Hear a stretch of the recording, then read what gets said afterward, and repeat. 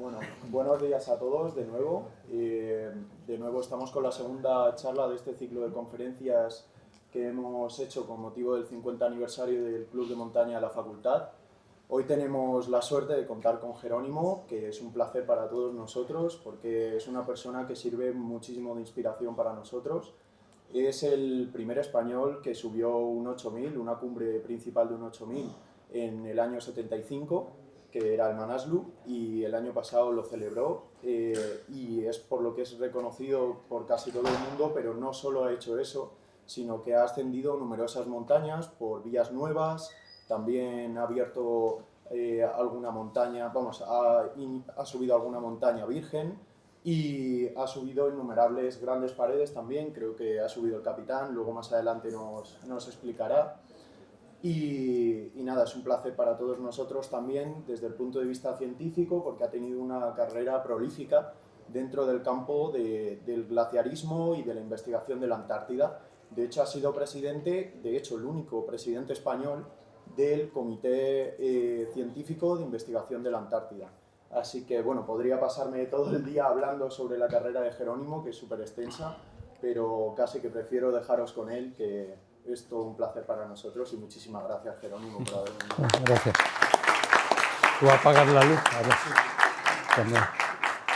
Pues, buenos días y muchas gracias por venir a esta hora un poco intempestiva y que va a dificultar lo de comer a una hora razonable. Y gracias a Rodrigo y sus compañeras y compañeros que están en esta labor de revitalizar el grupo de montaña, el Club de Montaña de Geológicas, que tiene una trayectoria larga, pero como pasa en estos clubs, hay etapas que se acaba una generación, vienen otros y están involucrados en ello, y es un gusto colaborar con ello y tener esta audiencia tan joven y geológica mayoritariamente, aunque creo que también admitís en el club biólogos y cualquier otro de la Complutense o incluso no de la Complutense. Y para mí siempre es un gusto volver a esta casa, a este edificio, ¿no? Donde estudié geología, justo cuando se inauguró este edificio. Recuerdo las primeras clases, no funcionaba la calefacción en esas aulas grandes, hacía un frío tremendo aquel primer año, segundo, con guantes en la clase, con profesores que fumaban en clase todavía. Vais a ver que voy a hablar de etapas de montañas, pero de etapas muy antiguas para vosotros. Esta misma foto, ahora me preguntaba el que estaba sentado a mi lado, ¿dónde era? Que es en el Karakorum, tomada desde casi la cumbre del Hidden Peak, es el Chogolisa, y le digo, esto hace mucho tiempo, y me dice, ¿cuánto? Hace 43 años que pasó eso, que la mayoría de vuestros padres ni se conocían todavía, yo creo. Bueno, pues, si funciona esto, que no creo que está apagado, sí.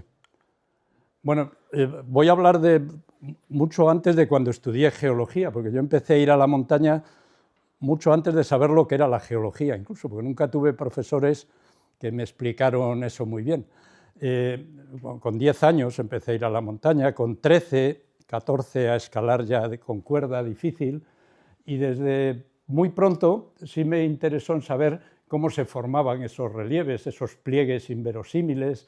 Las montañas fueron el motivo que me llevaron a la geología, más que al contrario. Y como veis, una etapa en los años 60, esto es los 60, de botas de cuero, de pantalones bávaros. Mi madre había hecho estas medias, con amigos en los Galayos, en Gredos, amigos de mi edad también. Pues empezamos a ir a muchas montañas, y como vamos a hablar de sitios lejanos y remotos, no quería dejar de apuntar antes, porque de esto no vamos a hablar, que vivimos en un país extraordinario para la geología y para las montañas. En España hay oportunidades para tener lugares de escalada más deportiva o más de alta montaña cerca de muchas partes. Tenemos, como sabéis bien aquí en esta casa, una variedad de cordilleras, de cuencas sedimentarias. No voy a entrar en eso, que venís ahora todos de clase y lo tenéis fresco, pero sabéis que todos esos sitios, en la Pedriza, claro, que fue lo más cercano para mí, los Galayos, Gredos, los Picos de Europa ha sido un sitio que siempre me ha traído mucho, el Naranjo de Bulnes, los Pirineos. Y claro, como empecé tan joven y como ahora comentaré, tuve la suerte de tener compañeros mayores que yo y que sabían mucho más y con los que aprendí bien, pues cuando tenía 15 años, pues con este amigo que tenía 16 hicimos la Rabier del Tozal, y también con esa edad el Couloir de Gaulle, la Piquelón en los Pirineos. La cara oeste del Naranjo, la Vía Navarro, la hice con 16 años y era la 10ª ascensión que se hacía de esa vía. Eran unos tiempos muy distintos de los de ahora. Y tuve la suerte también de pronto, a través del grupo de alta montaña, la sección castellana, entonces no había Madrid como unidad administrativa, la federación era castellana.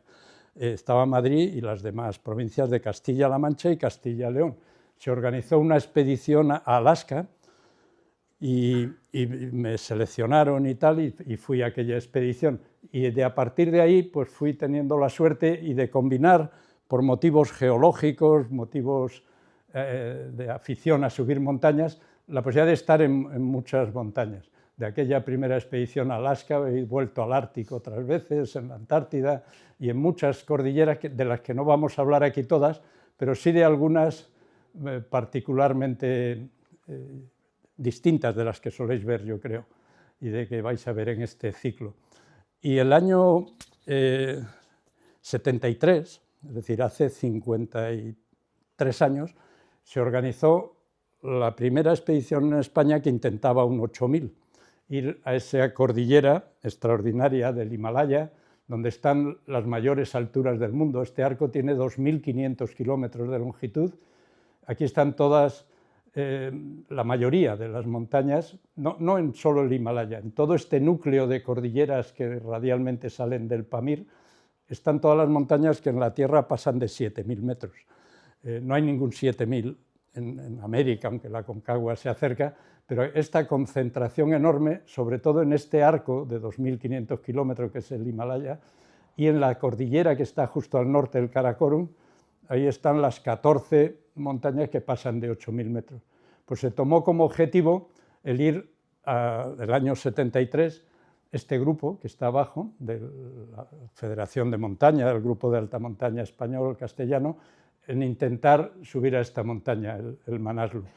No lo conseguimos el año 73, volvimos 2 años después y es cuando sí subimos. Aquí no vamos a tener tiempo de entrar en muchos detalles de quién está. La mitad exactamente lo conté, los de ambos grupos, que no son exactamente los mismos, han fallecido ya, porque yo era con diferencia el más joven de todos esos dos grupos. Y hay muchos que conocéis, y alpinistas, alguno muy ligado a esta casa, Salvador Rivas, que era catedrático de botánica aquí en este edificio también, Carlos Soria, que sabéis su trayectoria y los sitios que ha subido, y muchos otros compañeros, el jefe de aquellas expediciones, Jaime García Orts, ya fallecido, y bueno, no tenemos tiempo de entrar en mucho, pero cada vez que veo estas fotos no dejo de recordarles. Y claro, imaginad, principio de los años 70, ir a Katmandú, que era la meca de los hippies de la época. Allí se vivía con 4 perras, todo era muy sencillo, a la vez que muy complicado para una expedición, porque no había agencias de trekking, y organizar los transportes, alquilar vehículos, contratar porteadores. No llegaban reactores a Katmandú, eran aviones de hélice, solo desde Delhi o Calcuta. Pues todo esto era relativamente complicado, ¿no? Pero imaginad para un estudiante de geología, que bueno, yo había ido a esa expedición a Alaska, pero no había estado en Asia nunca, claro. El poder adentrarme en aquellas montañas de las que había leído. Sí conocía este libro, que estará aquí en la biblioteca, Geology of the Himalayas, de Augusto Ganser, que entonces tenía en fotocopias de varios capítulos, no tenía el libro. Luego, ahora sí lo tengo, y me lo regaló el propio Augusto Ganser, al que conocí personalmente, y lo tengo dedicado por él. Pero esa marcha de aproximación, que es de las cosas que más recuerdo del Himalaya y de las que más me siguen gustando, que es no solo el subir a la parte final de las montañas, el caminar. Empezamos a andar a 70 kilómetros de Katmandú. Nos llevó 3 días caminando llegar al valle, que luego nos llegaría hacia arriba, y 10 días más llegar al pie de la montaña. Es decir, fueron casi 2 semanas de caminar descubriendo paisajes, montañas, cruzando esas grandes estructuras del frente sur del Himalaya. Con una caravana éramos 170 personas, 150 porteadores, 8 serpas y nosotros que éramos 12. No había carreteras, claro, eran caminos difíciles. Por esta valle había pasado, no llegaba a media docena de expediciones, y todas, menos una alemana y nosotros, eran orientales, eran coreanos, japoneses, porque los japoneses tomaron siempre el Manaslu como su objetivo. Entonces, aquello fue extraordinario en muchos sentidos. Claro, he vuelto a estar en este valle hace unos meses, no hace un año, en el año 25, y ahora mostraré al final algunos contrastes, pero apenas había puentes de esos colgantes, con lo cual cruzarlos además había que ir de uno en uno, son muy distintos de los que hay ahora. Muchos eran cables, había que pasar cada carga, cada porteador de esta manera, se formaban atascos, por eso se tardaba tanto tiempo. Estas fotos son de entonces, del 73 y alguna del 75. Llegamos al pueblo que está al pie del Manaslu, a Sama, campamento base. Ya veis que las tiendas que usábamos no eran de alto nivel técnico, eran más playeras casi que de alta montaña. Y por aquí va la ruta de subir al Manaslu, por esta zona. Tuvimos nevadas. El año 73 yo no he vuelto a ver nevar como aquella vez. Se acumularon más de 2 metros de nieve fresca. Las avalanchas tenían dimensiones enormes. Tuvimos que abandonar la montaña. Ese equipo que nombraba, estas eran las botas con las que fui al Manaslu, que aún las tengo, las botellas de gas, de hierro, aquellas que pesaban mucho, los radioteléfonos, que apenas se oían además, aunque tuvieras visión directa, las pilas no duraban nada. Contrasta con lo de hoy en día, naturalmente, de Internet, de los InReach, esto es de este año pasado. La ropa que llevábamos, incluso hoy en día fabricada en España, teníamos que comprar estas cosas en Alemania, ir a Andorra, era complicado hacerse con material. Bueno, las comunicaciones es quizá de lo que más ha cambiado. En el Himalaya, en las expediciones, en la Antártida, esta posibilidad de comunicarnos hoy en día, los satélites, etcétera, contrasta. Allí usábamos mail runners, ¿no? Un porteador que bajaba corriendo desde el campamento base, se cruzaba con otro que venía desde Katmandú, se intercambiaban las cartas y cada 2 semanas o 3 podíamos enviar una carta o recibirla, ¿no? Era una cosa que para muchos de vosotros parecerá sorprendente, ¿no? Y con aquellos equipamientos y aquellas nevadas enormes, pues hicimos aquel intento y luego la otra ascensión. En esta época, claro, no había agencias, los serpas no tenían experiencia, los serpas había que darles un cursillo para ponerse los crampones, hacerse nudos, y nunca iban delante. Es decir, el camino por el glaciar, las subidas, lo hacíamos los expedicionarios. Ellos lo que eran ayudantes para cargar y para montar los campamentos y trasladar las cosas, pero esto que ha dado un vuelco en los últimos años, justo en el sentido contrario. Mucha gente en las expediciones no sabe de subir montañas y los serpas son súper expertos y buenísimos, ¿no? Con la experiencia que han acumulado. Así todo el 75 siguió dándonos muchos peligros y problemas. Esa montaña que es peligrosa por las avalanchas, el Manaslu, tuvimos nevadas muy grandes. Aquí veis a Salvador Rivas de nuevo, también en aquella expedición. Y finalmente montamos un campamento número 4, aquí en el Collado Norte, a 7.000 metros. Montaríamos uno aquí a 7.550 y 3 de nosotros tuvimos la suerte de ser quienes nos tocó ir hacia arriba, que no éramos los teóricamente previstos, no éramos los más expertos. Gerardo Blázquez y yo, con un serpa que vino con nosotros, íbamos como de apoyo a otra cordada que lo iba a intentar antes, pero que por circunstancias no pudieron, y estas cosas a veces dan la vuelta y se ve uno en esa posición.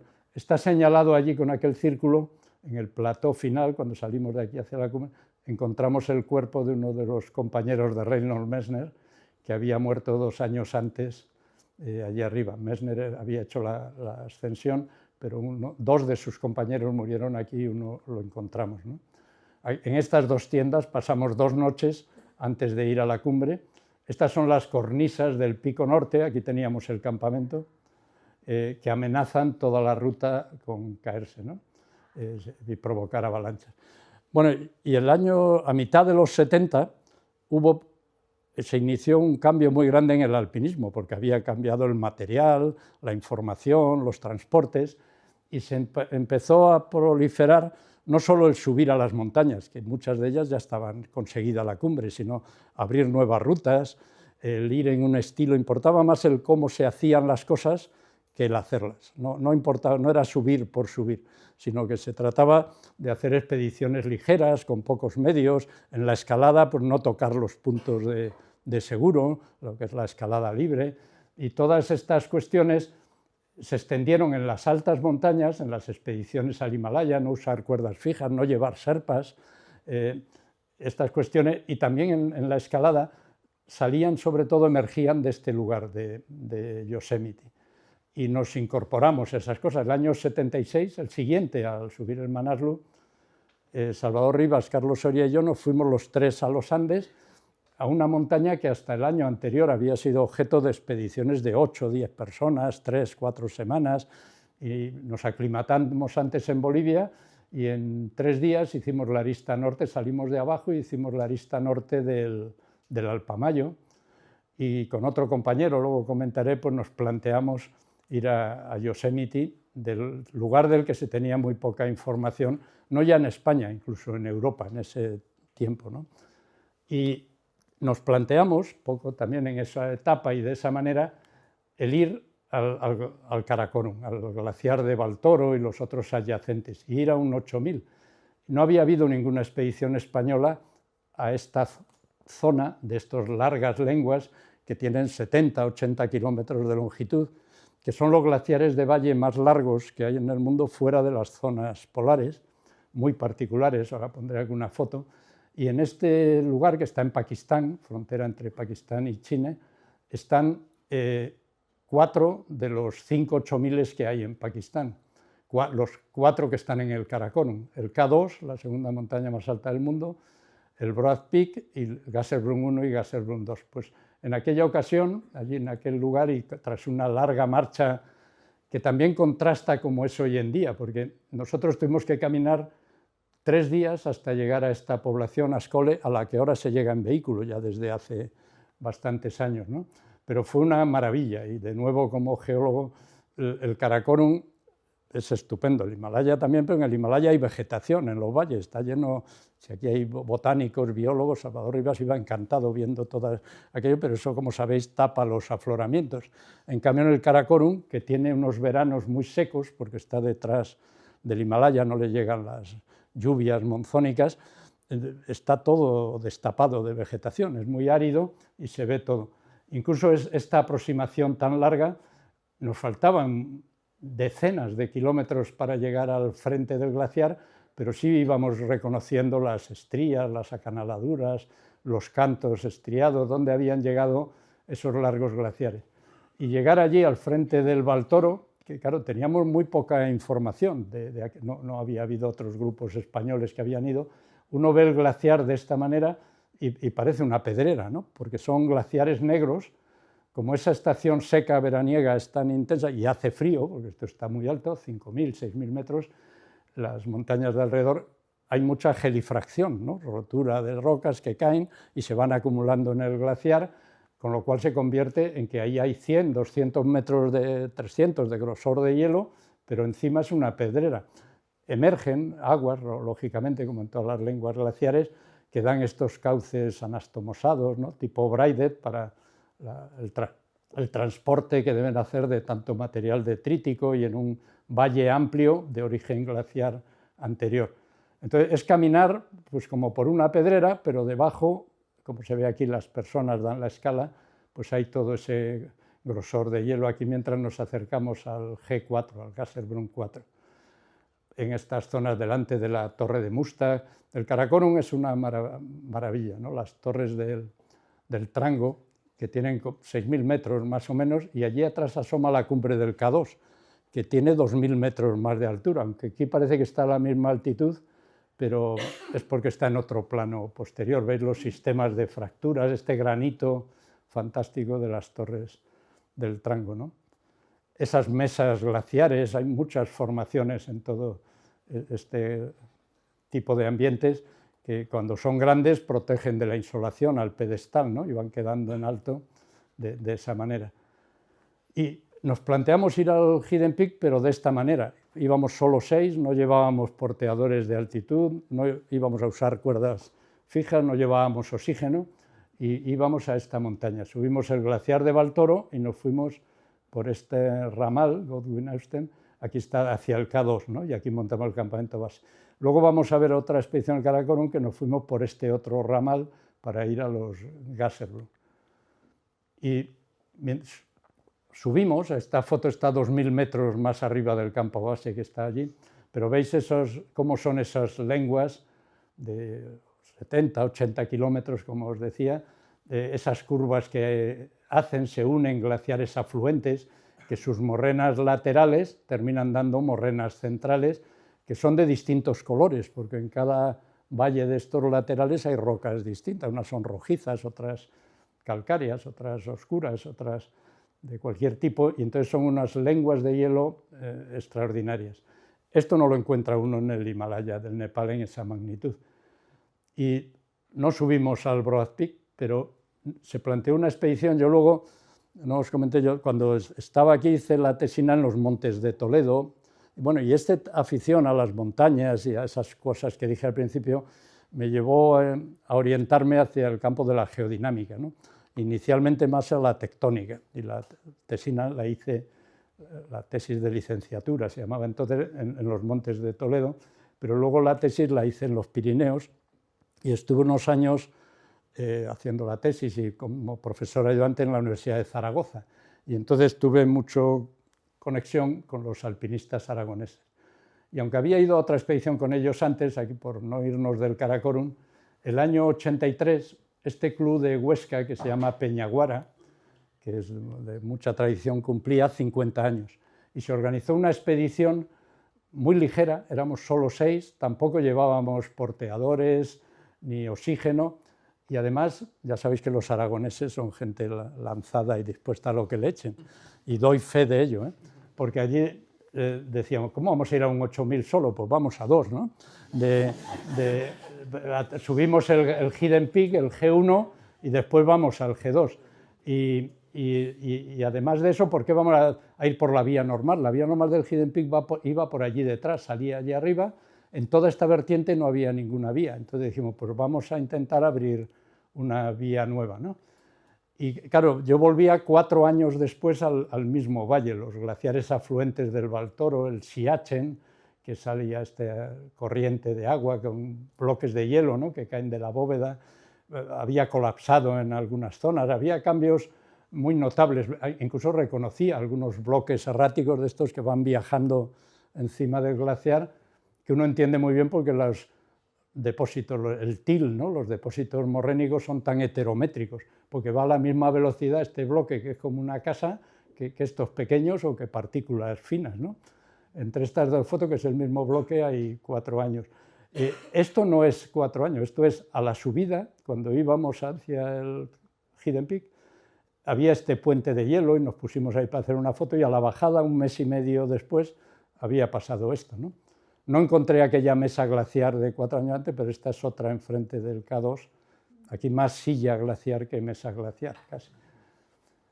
Y nuestro objetivo era eso, abrir una vía por esta vertiente al Hidden Peak, bajar y luego ir por este glaciar a subir al G2. Y estuvimos aquí 1 mes y medio, más o menos, y nunca vino nadie, cosa impensable, no ya hoy en día, sino incluso hace unos meses, ¿no?, que hay grupos de trekking y expediciones en todo este circo de los Gasherbrum, que hay estas 2 montañas y otras.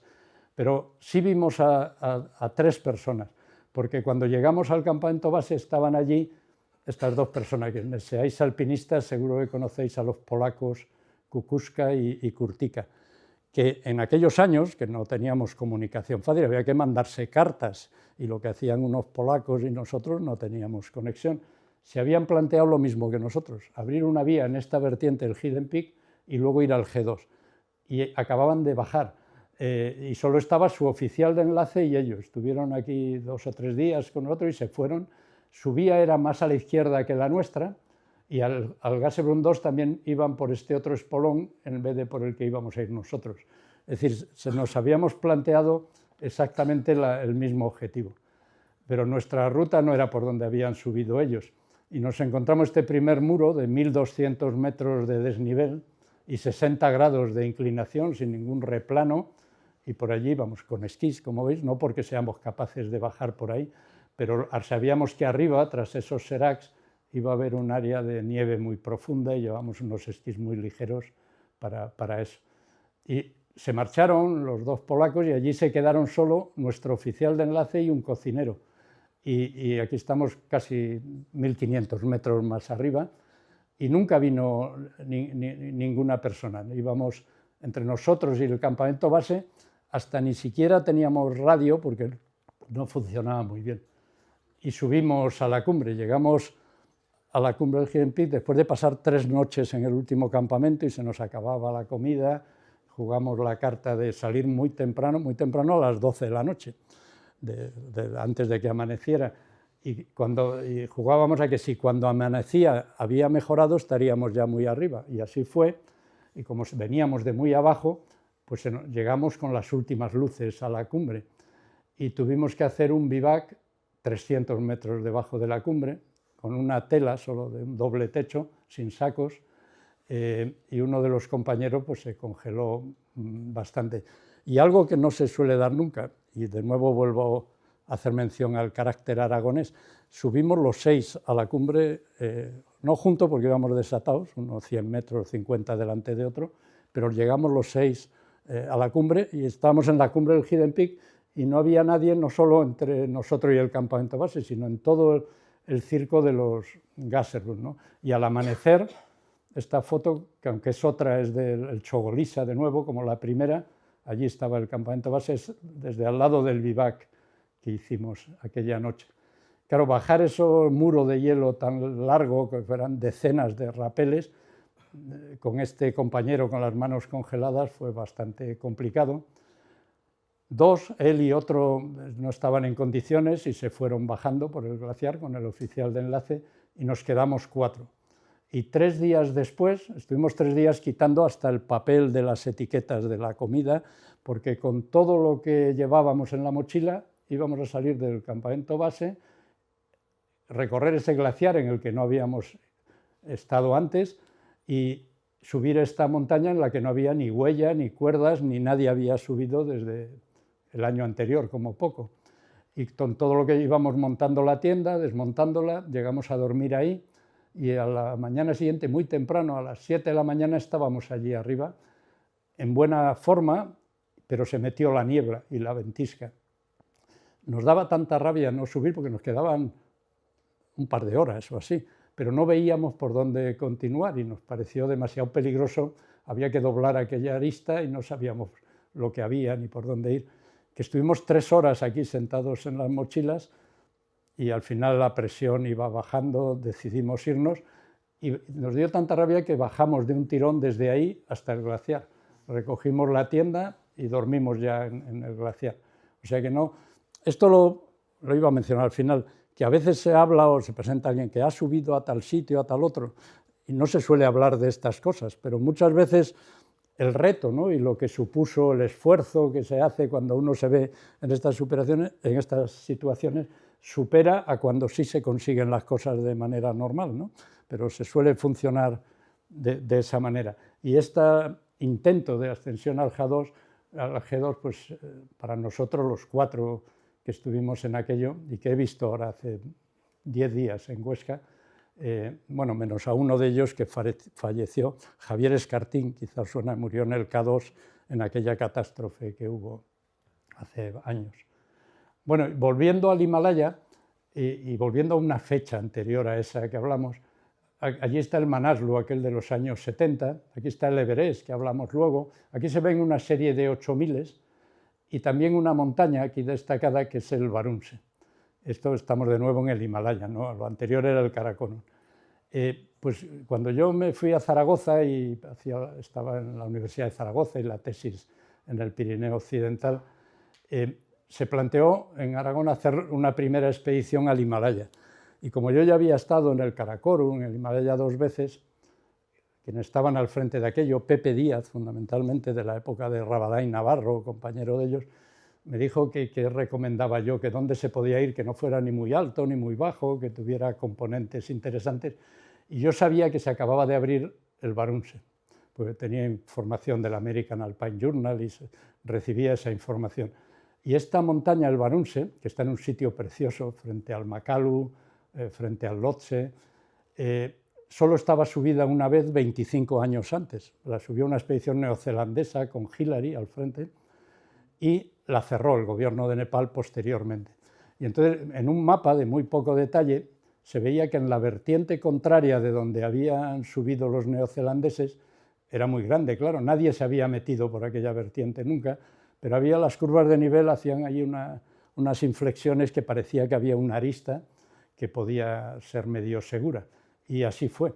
Nos metimos por este valle, que repito, tenía la emoción de meternos en un sitio que no habían estado antes otros, habían subido al Varunse por el lado contrario justo. Y esta arista tan afilada no era fácil ni acceder a ella, tuvimos que subir este muro de hielo de unos 300 metros, esta foto es en la parte superior. No sé si veis aquí dos puntitos de... Aquí estaba nuestro campamento en la Rimaya, un pequeño campamento en ese muro también, y en un sitio extraordinario. Esto es llegando a la cumbre. Precisamente estas dos fotos es Javier Escartín, al que mencionaba antes, y que él y yo hicimos cordada casi toda la expedición. Esta es la pared sur del Lhotse, que tiene 3 kilómetros de desnivel. Allí detrás está el Everest, la cumbre del Everest. Y está en un lugar, el Varunse, hay como una encrucijada, ¿no? El Makalu, que tiene alrededor de 8.500 metros, la arista oeste, que escalaron los franceses, una de las vías más bonitas del Himalaya, en este granito, que no, los granitos aquí en el Himalaya no son como los de nuestras montañas, ¿no? Que son de finales del Paleozoico, aquí tienen 30 y tantos millones de años, son mucho más recientes y conectados con la evolución de esta cadena. Pero así veíamos el Everest, la antecima sur, de lo que hablaremos luego, la cumbre del Everest, el collado sur, la cara este del Everest, que es la única que no vamos a ver luego, porque vamos a verlo por el otro lado. Llama la atención esta parte, este grupo del Everest Lhotse fundamentalmente, la altura que tiene tan extraordinaria, porque son casi 9.000 metros, son 8.848. Y eso contrasta con los demás 8.000 del Himalaya, que todos tienen 8.100, quitando el Makalu y el Kachenjunga, tienen 8.100, 8.200, es decir, está mucho más alto este grupo que allí está el Makalu también. Aparte del reflejo que supone el tener en esa parte alta del Everest rocas de origen marino, como luego mostraremos. Y sabéis que el Everest, aunque por la latitud a la que está, el Himalaya, que a veces cuando miramos los mapas no nos damos cuenta, el Himalaya está más o menos a la latitud de Canarias, no está como Madrid o más al norte. Entonces, por esta situación de las latitudes y el ensanchamiento de la Tierra en las zonas ecuatoriales, el Everest no es la montaña que está más lejos del centro de la Tierra. Y se pensaba en un tiempo que la montaña más alta del mundo era el Chimborazo, que está en Ecuador, y que es un volcán de 6.300. Y es un poquito más alejado del centro de la Tierra que el Everest. Por cierto, Everest, que le llamamos así por este geodesta británico, su sucesor es el que lo propuso como nombre, en lugar de usar los nombres de los nepalíes o tibetanos, que son mucho más evocadores, ¿no? Como veis ahí, el que tiene la frente en el cielo, o la madre del mundo. Decía antes que de esos 14 8000, esto de los 8000 también es una cosa que ha tenido éxito, porque somos los humanos tendentes a esto de cuantificar de manera fácil. Los 8000 no tienen sentido si uno mide en pies las alturas, como hacen los anglosajones, pues está uno en 20 y tantos mil, 740 pies, no son cifras redondas. Pero sabéis la aureola que tiene esto de subir los 14 8000 y tal. Aureola, por un lado, falsa, porque a veces llega al público desinformado que parece que el mejor alpinista es el que ha hecho más 8000, el que ha hecho 6 es el doble mejor que el que ha hecho 3, y el que no ha hecho ninguno, ese ya ni cuenta, ¿no? Lo cual es una bobada, como podéis imaginar. La gente cree que es más difícil el Everest que el Cerro Torre. Hay toda una distorsión de quien recibe esta información además acrecentada hoy en día con las redes sociales y la reiteración de la información, que deforma mucho estas cuestiones del alpinismo, que en el fondo es una actividad personal, individual. Cada uno busca cosas diferentes yendo a las montañas y hace lo que puede según sus circunstancias y capacidades y oportunidades, pero colocarlo en este ámbito de competición, de que es más el que ha hecho más cosas que otro, es un poco delicado. Y se mezcla hoy en día también esta cuestión económica, ¿no? Sabéis que Nepal, estos 2 últimos años, lleva proponiendo añadir 6 8000 más, que curiosamente están en Nepal, a los 8 que ya tiene. De los 14 8000, 8 están en Nepal.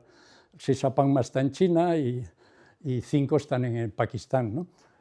Y claro, no deja de tener una componente comercial, porque lo que han hecho 14 ahora querrán hacerlos, serían 20, ¿no? Y todo eso las agencias, y mueve una serie de cosas, cosa que no ha sido aceptada por las uniones internacionales que tienen que aceptarlo, porque en general son cumbres secundarias del Lhotse, del Kanchenjunga o de otra montaña, que no se baja suficiente desnivel antes de subir a la otra. Ahora está muy de moda también en los Pirineos, ¿no? Los 3000, y reformar las listas y crear nuevos 3000, porque no deja de tener una componente turístico montañera, ¿no? Y os decía que el levantamiento del Himalaya y esa altitud tan anómala del Everest, Lhotse, lógicamente tiene que ver ese levantamiento con la tectónica de placas, el empuje de la India hacia el norte, y que luego vamos a esquematizar ahí, pero hace poco, el año 24, se ha publicado este artículo en un sitio acreditado, en el que se conecta la captura de este río del Kosi, hizo que las aguas vertieran hacia un nivel de base más bajo, y esto provocó la incisión de estas redes en este sector, que la compensación isostática por la gran cantidad de sedimentos evacuados ha contribuido a ese elevamiento anómalo del grupo del Everest entre un 10 y un 50%, es decir, del 10 al 50% de esa altitud del Everest depende de este factor de evacuación de peso en un sector que antes estaba ocupado por sedimento. Este río, el río Arun, que recorrimos para ir al Varunse, salimos andando de por aquí y fuimos al Varunse por aquí.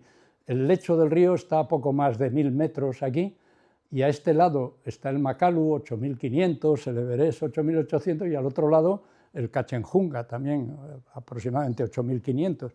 Es decir, es un prisma con un peso, una cantidad de sedimentos extraordinarios, ¿no?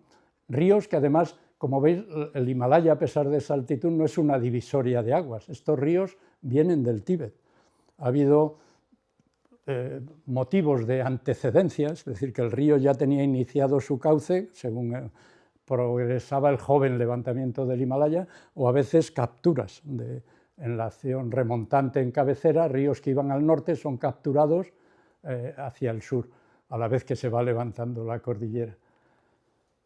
Bueno, y yendo al Everest, después de esto que hemos comentado, esta es una montaña que yo he tenido oportunidad de conocer bastante bien, que conozco bastante bien, porque el año 86 se acababa de abrir el Tíbet, había estado cerrado 30 años, y los chinos lo abrieron el año 81, y el año 86 conseguimos un permiso y fuimos desde el lado tibetano al Collado Norte y a intentar la arista norte. Llegamos hasta por aquí y no pudimos subir a la cumbre, pero el año 88, 2 años después, con una expedición catalana, vinimos por Nepal, por el otro lado. Aquí hicimos el campamento base, subimos al Collado Lola y queríamos hacer la arista oeste del Everest, particularmente larga y difícil. Y llegamos por aquí, tampoco subimos, y en esa misma expedición cambiamos de ruta, porque ya hacía mucho viento, ahora lo comentaré, y subimos por el Collado Sur. Es decir, que he estado en todas estas aristas bastante alto y en esta ocasión del Collado Sur en la propia cumbre, ¿no? Cuando nos acercábamos al Everest desde Lhasa, el Tíbet tiene puertos como este que pasaba la carretera de tierra a 5.000 metros y veíamos muchas montañas, el Kanchenjunga aquí a la izquierda, el Makalu, el Everest, el Lhotse, el Sisapangma, el Choyu, muchos de esos 8.000 desde el otro lado. Llegamos al monasterio de Rongbuk, entonces destruido tras la ocupación china del Tíbet, y montamos el campamento aquí en el glaciar de Rongbuk, al pie de la cara norte, en el mismo sitio de aquellas 6 expediciones británicas de los años 20, 30, que a veces cuando hablamos así, gente que ya tenemos una cierta larga trayectoria, comparamos nuestras botas de cuero como que lo de ahora es mejor, con lo que sí que hay diferencias con la ropa que llevaban estos expedicionarios y la que llevábamos nosotros en los años 70. Los tricunis, esos en las botas, chaquetas de paño inglés, gorros. Esta es la primera expedición de reconocimiento en el año 21, y luego vinieron aquellas del 22, del 24, que llegaron a altitudes extraordinarias, ¿no? Como la de Mallory y Irvine, que quizá llegaron a la cumbre por esa arista norte. Este es Mallory, precisamente, que estaba en aquella expedición de reconocimiento. Y en ese trayecto por el Tíbet cruzamos por estas rocas, que sabíamos que estaban allí, claro, por los mapas, que es esta banda que está al norte del Himalaya y el cabalgamiento frontal. Estas manchas negras es lo que se llama la sutura del Indo, es un afloramiento de rocas de un complejo fiolítico, que son piloulavas, como veis, lavas almohadilladas, como las que se forman en los fondos oceánicos, ¿no? Esto es en una dorsal oceánica, y en esos complejos fiolíticos pues hay estas formaciones de rocas que están situadas al norte de la cordillera y que son producto de ese fondo oceánico que se fue viendo acercándose la India al resto de Eurasia. En aquella época la costa de Eurasia no estaba lejos de ella donde está Lhasa hoy en día, naturalmente no había Lhasa. La colisión empezó hace unos 55 millones de años, pero lo que sí quedan al lado de Lhasa son rocas andesíticas. Hay rocas de esos volcanes producto de un choque de una placa oceánica con una continental, una subducción, y hoy reconocemos al lado de Lhasa esas rocas andesíticas, y ese cinturón de rocas de fondo oceánico ha quedado pinzado en esa sutura del Indo y del Sampo. Luego han venido distensiones que han provocado fosas transversales, pero toda esta estructura, ¿no? y sedimentología del Everest que lleva a que en la cumbre más alta del mundo, allí a casi 9.000 metros, haya rocas de origen marino, que tan hace no mucho se creía que eran del Carbonífero, ¿no? y que ahora se sabe que son del Ordovícico medio, ¿no? Tienen braquiópodos, tienen crinoideos, conodontos, que han permitido datar esas rocas, y debajo de las cuales, las de la cumbre, están las famosas bandas amarillas, que son rocas carbonáticas y también de origen marino, por debajo de las cuales están las series metamórficas de estas rocas del Everest, pizarrosas, esquistosas, con muchos cortejos de diques y con una estructura que hoy en día se conoce mejor que entonces, vergente hacia el norte, con unas explicaciones geológicas muy interesantes que os animo a ver en la bibliografía. Pues en aquella expedición recogimos muestras de todas estas unidades, que luego hicimos láminas delgadas y analizamos también de esas bandas. Llegamos por aquí a esta zona de altura, porque nosotros íbamos por la arista norte. Allí se ve el corredor Norton, el corredor Horbein, aquí la arista oeste, allá al fondo, donde iremos luego. Y claro, íbamos solo 6 escaladores también, y trabajamos mucho, porque no teníamos serpas, nos nevó muchísimo. Yo llegué a pasar más de 20 días en el Collado Norte, a 7.000 metros. No todos seguidos, pero quizá 2 semanas seguidas, sí. Y con muy mal tiempo y cargando mucho peso, llegamos a 7.800 y pico metros, allí veíamos la cumbre, hasta pensamos hacer un intento, pero estaba el primer escalón, el segundo escalón, no hubiera sido, y el viento mismo nos hizo renunciar y bajar. Pero publicamos este libro con nuestra universidad, la Universidad Autónoma de Madrid, donde yo recalé después de haber estudiado aquí, haber estado en Zaragoza. Recogimos muchos datos meteorológicos, muestras de suelos, de morrenas. Hicimos 3 documentales que salieron en televisión española repetidamente. Uno sobre el Tíbet, los monasterios, Lhasa, el Potala. Otro sobre la formación del Himalaya, la geología. Esos bloquediagramas que he puesto antes son de este libro y de lo que con animación pusimos en la película. Y otro del intento de ascensión. En ese libro está también un mapa geomorfológico. También decía que éramos 6 alpinistas, pero también venía un médico, y Mariano Arrázola y Eduardo Martínez de Pisón, que no iban a subir hacia arriba, pero sí participaron en todos estos trabajos. Y todo este valle de Rombuc hasta el monasterio y más abajo, por aquí está el monasterio, vimos todos los sistemas de morrenas y el grosor que pudo tener el hielo, que dan muchas marcas, estrías, acanaladuras. Trabajo que 2 años después, cuando volvimos por el sur, completamos con otro mapa geomorfológico en la zona del Valle del Khumbu, y hacia por aquí está el Amadablan, ver los sistemas de morrenas en Periche, Lobuche, en esas zonas del Everest.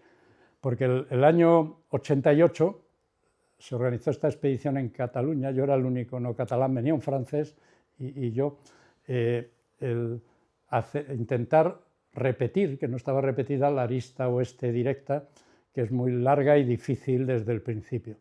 Éramos un grupo con alpinistas muy fuertes, catalanes, y numeroso, pero a pesar del reto que era esto, a mí me gustaba no tener que entrar en esta ratonera que es el glaciar de Khumbu, todo este valle para subir hacia el Collado Sur.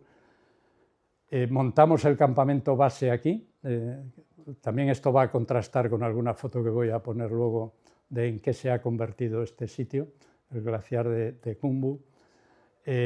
Y la primera noche, nada más llegar, montamos las tiendas, que veis que todavía eran tirando a playeras por aquí. Hubo un terremoto a mitad de la noche, a las 3 de la mañana o por ahí, de magnitud 6,6. Lo notamos muchísimo. Cayeron grandes avalanchas de aquí, del West Shoulder, del hombro del Everest, desde 1.500, 2.000 metros más arriba. No llegaron los bloques, pero sí llegó el polvo de la avalancha. Nos dio además que duró 50 y tantos segundos. Fue un terremoto muy largo, que era el segundo más dañino que había habido en toda la historia de Nepal. Había habido uno en el 1934 de magnitud 8, en el que murieron más de 10.000 personas. En este murieron 1.100 personas en el sur del país, ¿no? Y esta frecuencia de terremotos aquí en Nepal y en el resto del Himalaya tiene que ver con ese empuje de la India, ¿no?, que prosigue, y el levantamiento de la cordillera, como lo muestra estos 2 terremotos con diferencia de menos de un mes que hubo en 2015. Estas fotos es la última vez que yo había ido a Nepal antes de este año 25. Y así estaba Katmandú, cuando fuimos 3 meses después del terremoto. En poblaciones como esta, no por el propio terremoto, sino por los desprendimientos de ladera, pues aquí murieron más de 350 personas. Y en todo el país murieron unos 9.000. Fue de una magnitud muy considerable. El primer terremoto 7,9 y el segundo 7,3, pero ya sobre estructuras dañadas por el anterior, con lo cual los efectos fueron todavía peores, ¿no? Sigue habiendo en Katmandú signos de lo ocurrido entonces. Pues la arista oeste del Everest, desde el principio, cuando uno sube hacia el Collado del Lola, hay que escalar, no es esas vías que muchas veces en los 8.000 uno va andando, apoyándose en el piolé o los bastones. Aquí si te sueltas te caes, ¿no? Y no solo en la subida del Lola, después en las laderas que hay más arriba. pero aquí veis con el Pumori al fondo, el Nupse, en un ambiente extraordinario. Pasaron muchas cosas. En esta expedición han pasado muchas más cosas que en todas las demás juntas que he estado yo.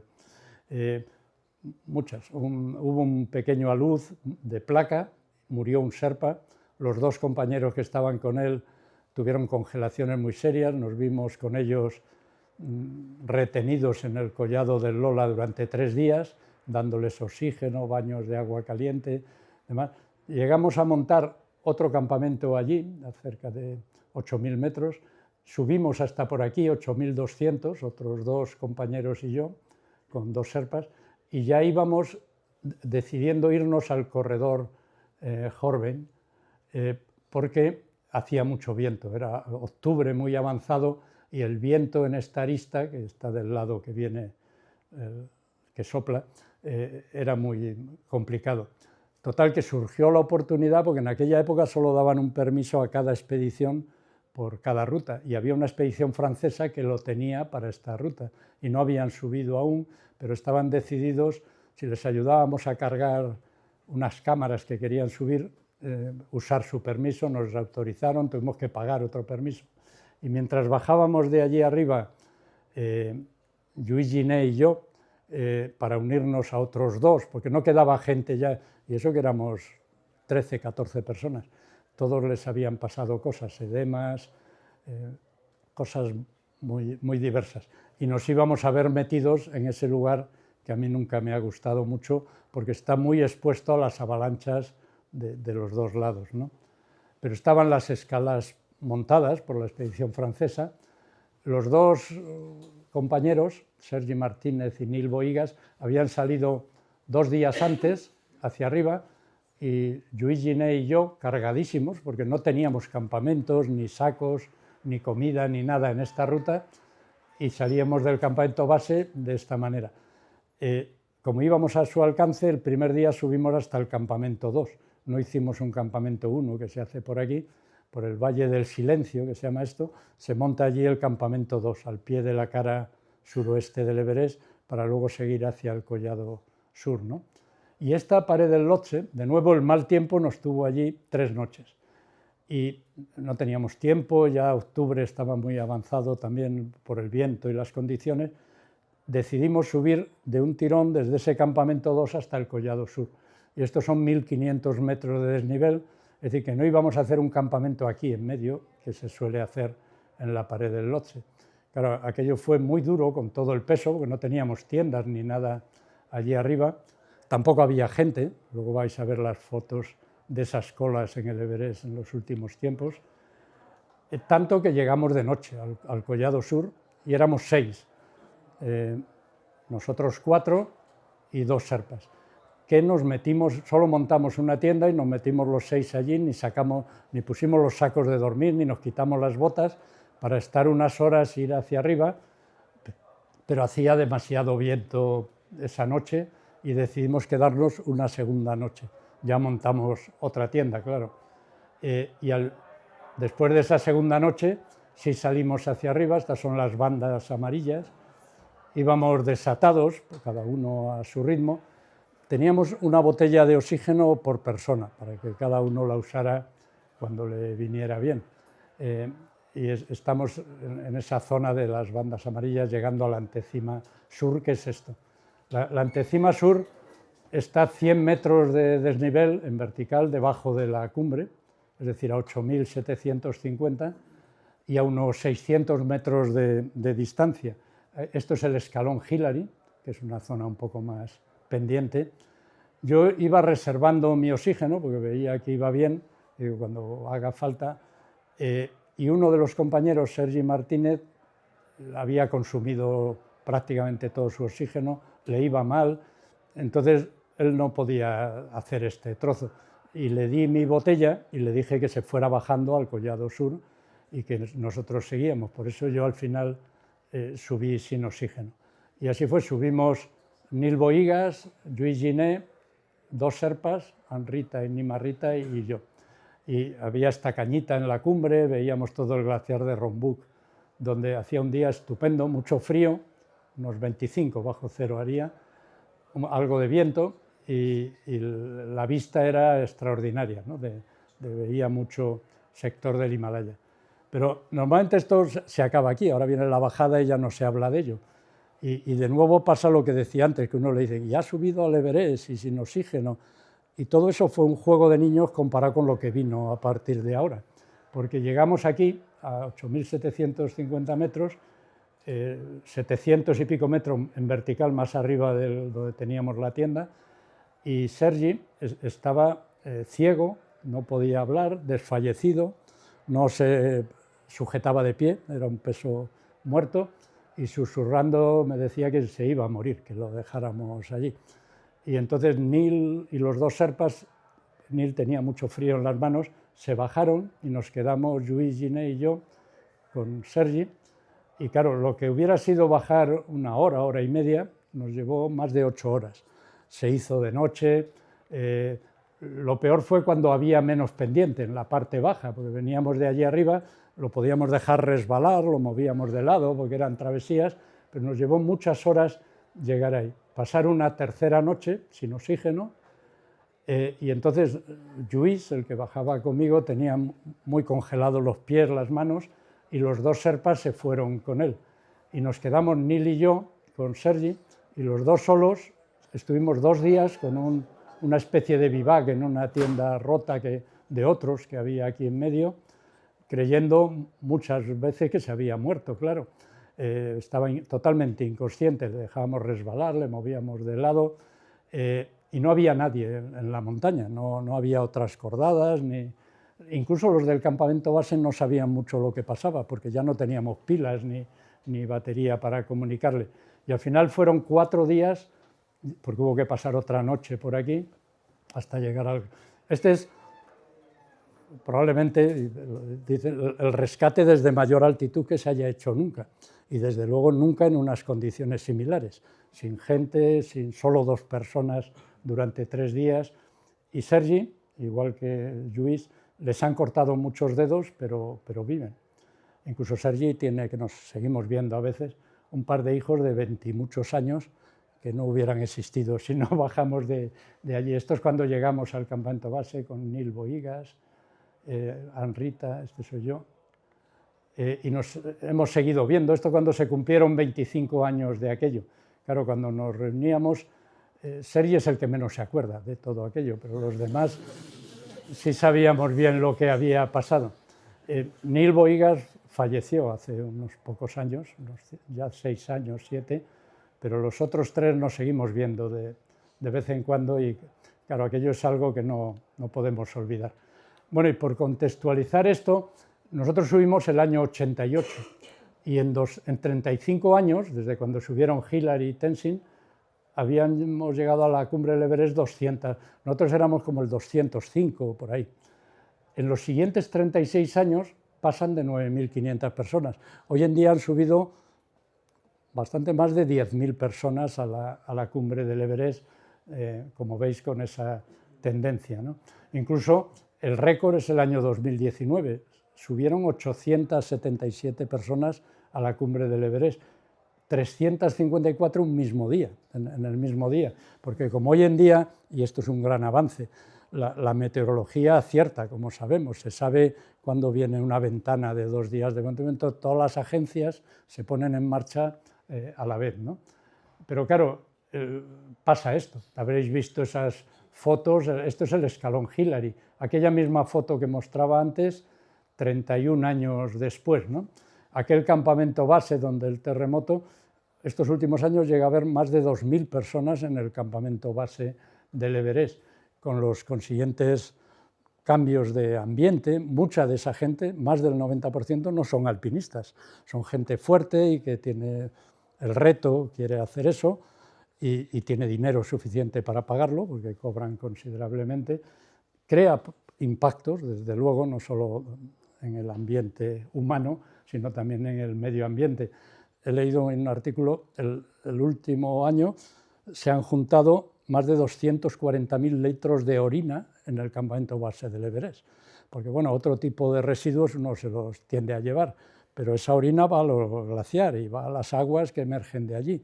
y además no es una orina así cualquiera. Todo el mundo toma 40 cosas allí, de pastillas de todo tipo para aclimatarse o para lo que se siente mal.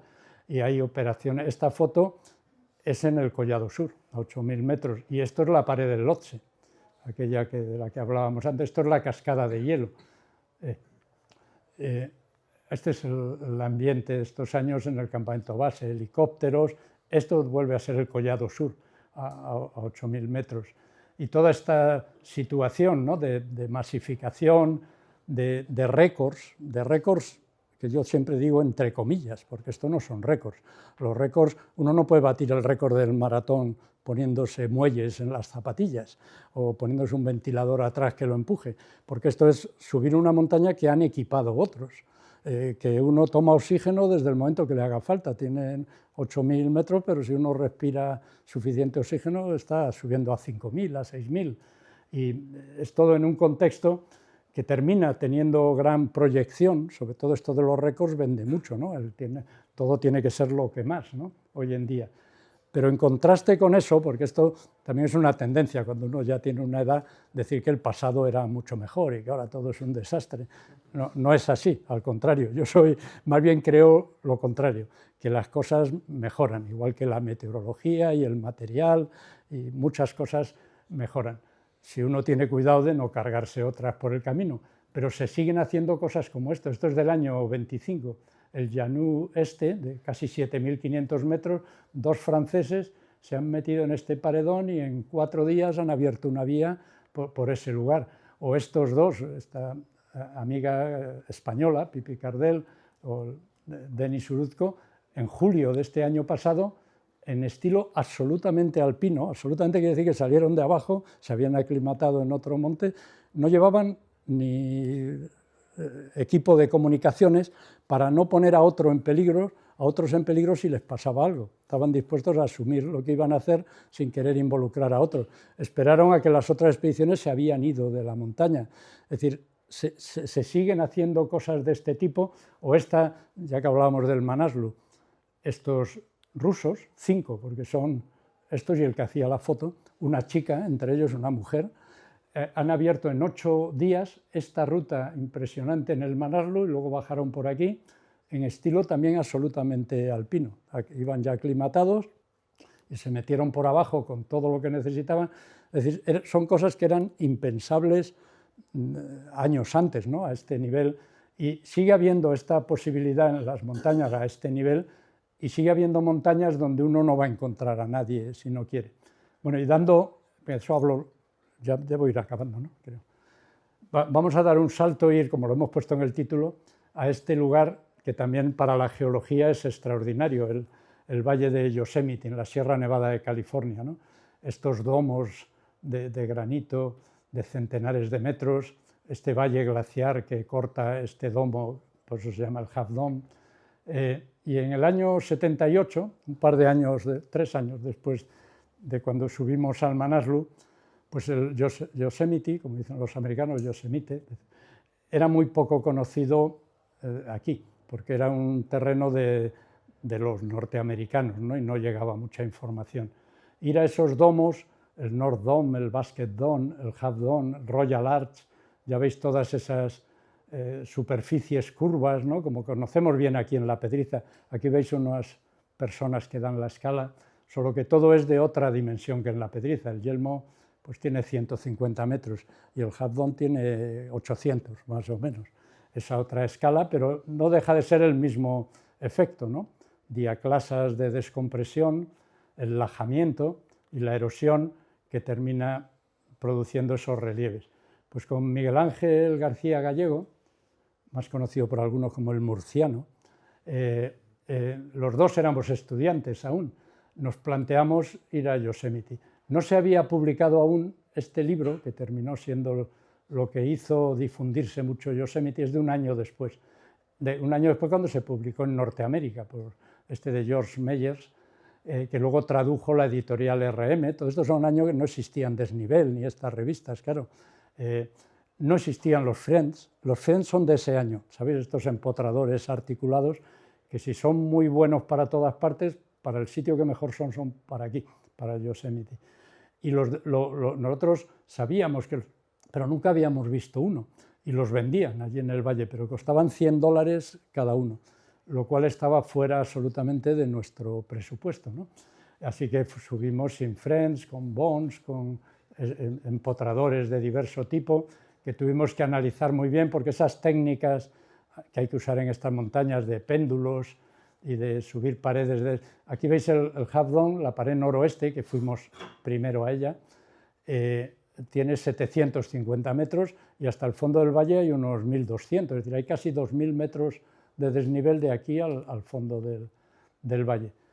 Y todos, aquí mejor que en ningún sitio, sabemos que el granito no es una roca estratificada, pero fijaros el lajamiento en el Half Dome, en la parte de atrás, hace parecer que sea una roca de otro tipo que el que es este granito, ¿no?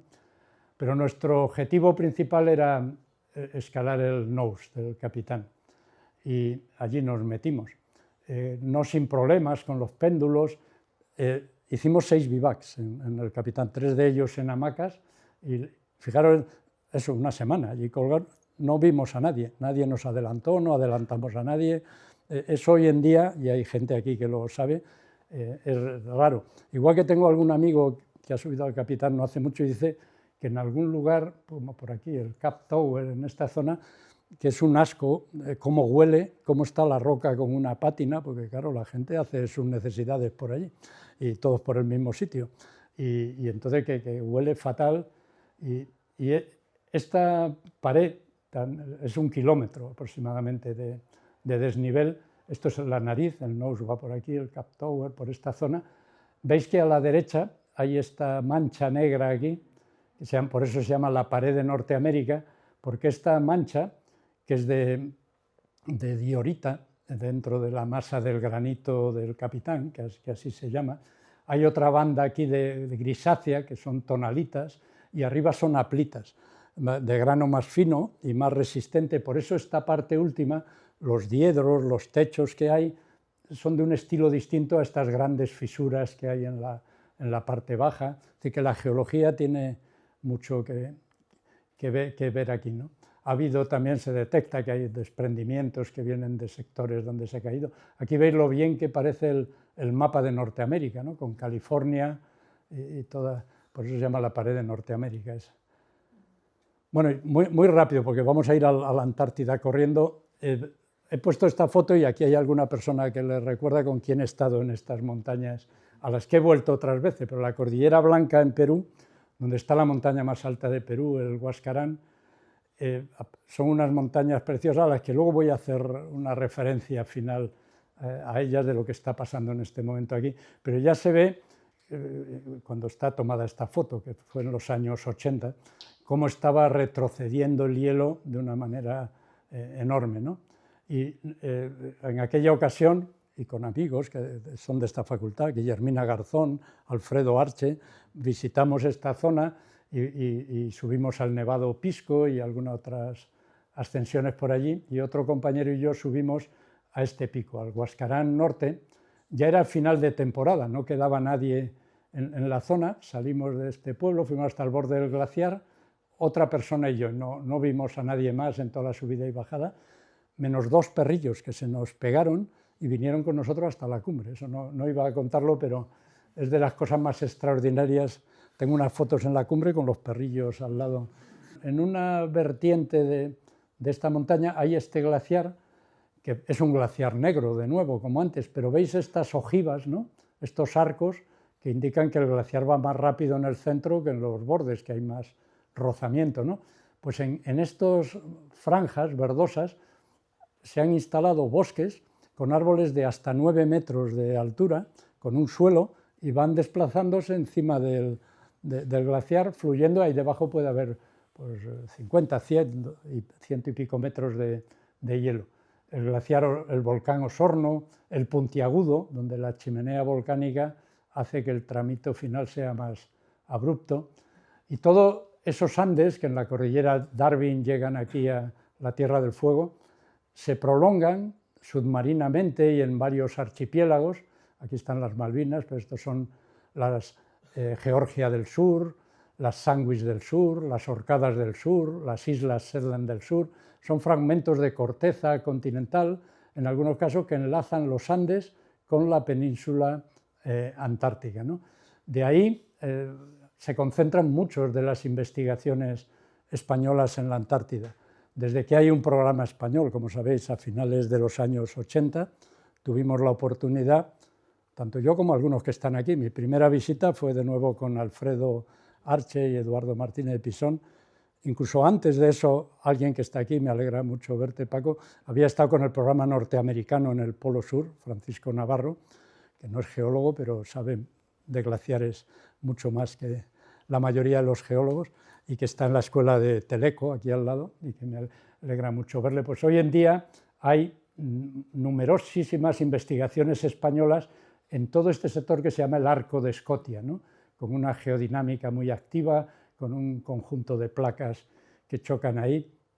De hecho, María Druet, que está aquí también, acaba de volver ayer de ahí, en el Hespérides, a hacer otros transectos complementarios a los muchos que hay, y que muestro en este mapa como ejemplo de ese avance tan tremendo que ha tenido la investigación española en la Antártida. Este mapa, que veis que es 1000 kilómetros que hay entre la Tierra del Fuego y la península antártica, hecho por numerosos autores, entre los que estamos algunos de los que estamos aquí, pero coordinado por Fernando Boollo, del Instituto Geológico y Minero, actual gestor del programa de investigación polar. Es decir, que hay una presencia española que sobre todo tiene el valor de haber sido continuada, que hace 30 y tantos años no se ha interrumpido, a pesar de crisis que ha habido mejores o peores económicas. Lo importante en estas cuestiones y lo que le ha dado a España una presencia ahí considerable, en ese sector de la Antártida y en otros, como sabéis. Esta isla, que se llama Decepción, es donde está una de las dos bases españolas y es una caldera volcánica. Podríamos hablar mucho de este tema, pero no nos vamos a entretener porque además vamos a las montañas. Otro volcán es el Monte Erebus, que está en el Mar de Ross, ¿no? Cercano a la base McMurdo, norteamericana, la más grande de toda la Antártida, y que se ve así desde las aguas heladas del Mar de Ross, y que curiosamente, por eso lo he puesto, veis que tiene prácticamente la misma altitud que el Teide, visto desde aguas más cálidas en este caso, y que también es un volcán. Y la geología es una parte importante de la información que nos proporciona la Antártida. Las rocas y el hielo, los sedimentos, en los sondeos marinos, en esta campaña que hicimos hace años, y la importancia que tiene los modelos futuros de lo que puede ocurrir con el hielo, con el nivel del mar en el mundo. Y hablando de montañas, la Antártida la solemos ver así, pero el Polo Sur, que está aquí, está a 2.900 y pico metros, como las cumbres de los Pirineos, en esta planicie, ¿no? Pero hoy en día se sabe que por debajo hay cordilleras, valles, lagos, zonas muy deprimidas, como esta de aquí, en las que el hielo se apoya por debajo del nivel del mar. Es decir, la información ha mejorado enormemente. Y algo que a mí no me habían explicado nunca antes, pero en la Antártida hay grandes cordilleras. La cadena transantártica tiene 4.000 kilómetros de longitud. Hay muchas cumbres que pasan de 4.000 metros, lo que pasa que a veces hay tanto hielo que la cumbre emerge poco, ¿no? Ahí vemos el Erebus de nuevo. Y todas las montañas, también hay montañas en la península antártica que salen desde el mar, pero son de 1.000 y pico, 2.000 metros. Todas las montañas que pasan de 4.500 metros en la Antártida están aquí, en las Elwood Mountains, que es una cadena de longitud como los Pirineos, unos 400 kilómetros. Y el año 90, además de hacer una serie de estudios geológicos, planteamos hacerlos a la vez que subíamos al Monte Vinson, que es la montaña más alta de la Antártida. Tiene 100 metros más que el Mont Blanc, no llega a 5.000 metros. Las rocas afloran hasta la misma cumbre. Hoy en día han proliferado agencias que también llevan gente, aunque no suben por este mismo lado. A nosotros nos llevó esta avioneta y nos dejó aquí 3 semanas en las que no estuvimos con nadie más. Nos vinieron a recoger luego con la radio que teníamos. Y como veis, son montañas. Estas paredes tienen 2.000 metros de desnivel. Y llama la atención, son cuarcitas, ¿no? Del Devónico, que no caen rocas. Aquí no no se oyen avalanchas, no hay nunca pedreras al pie de las laderas, a pesar de que la roca está muy fracturada, y es porque no llega a descongelarse el agua.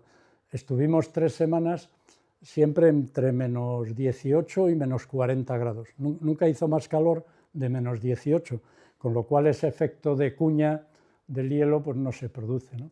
Y aquí al pie, la avioneta nos dejó por allí. Veis la típica erosión glaciar, ¿no? Este pico se llama Pico Pirámide, precisamente, muy bien puesto, y hay una pequeña pirámide y aquí otra, por la que sabemos que hace esta erosión en los Horns, ¿no?